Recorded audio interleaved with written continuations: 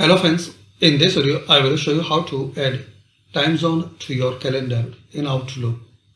So very simple and basic way. Click on File, then Options. Here click on Calendar.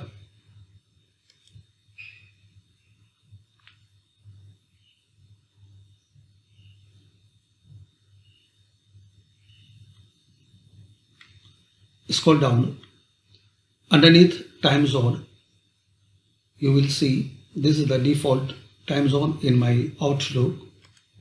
Make it label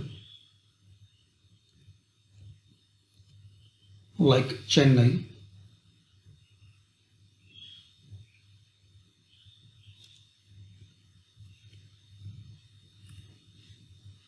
Now here click on Show a second time zone.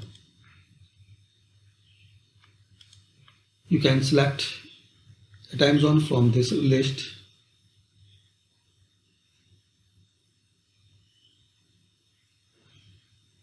Like Cairo. Make label here.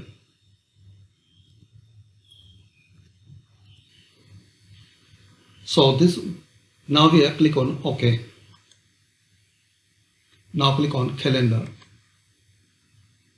So guys, it will show you both time zone.